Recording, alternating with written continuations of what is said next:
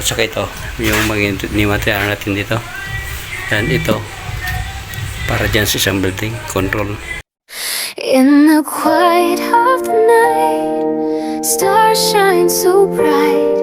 A gentle breeze whispers our story in flight. I'll set the scene for this tale so right.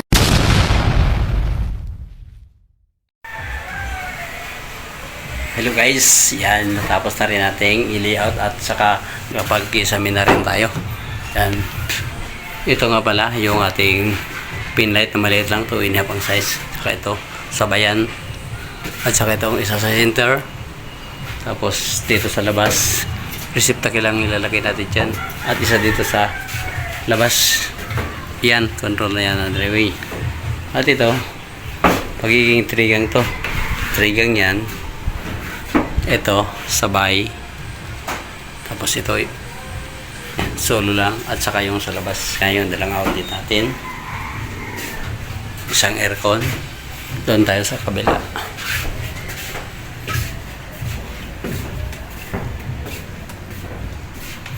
Ito na. Yan. Sabay din yan. Pin light na maliit lang yan. Mga 2.5 pang size. Tapos ito sa center. Pin light din yung flat LED. Yung ano, size 4 ang ilalagay natin dyan. At meron din tayo dyan sa labas. Yan, receptacle lang ilalagay natin dyan. LED bulb. Tapos ito, mag-entry yung switch din yan. Ayan na yung tray. Ito yung switch nya. Lagyan lang natin yan ng cover. At yung isang tray dito sa baba. Yan. Ito. Yan, lagyan natin ang cover yan. Dito na tayo sa ground floor.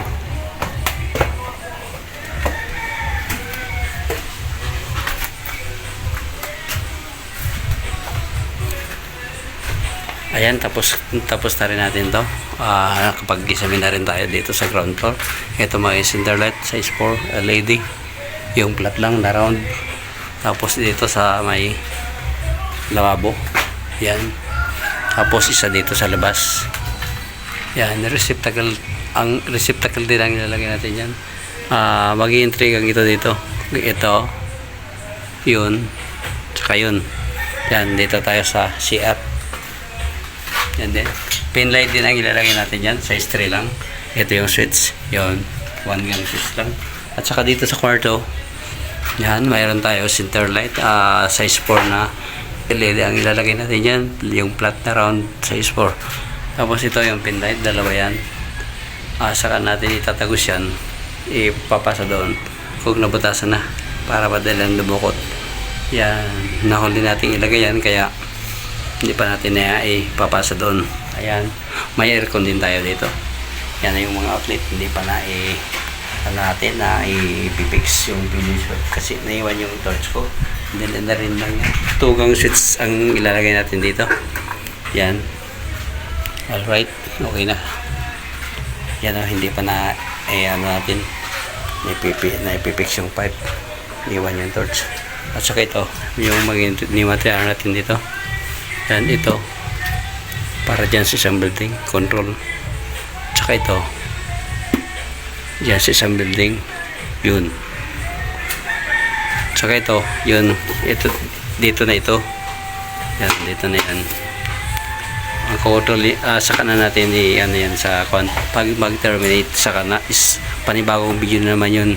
Alright. Yan pang isang auto. Alright. Yun.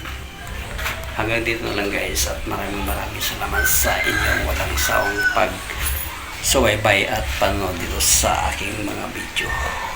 Thank you so much. Hanggang sa muli sa pag-terminate ng mga breaker sa panel.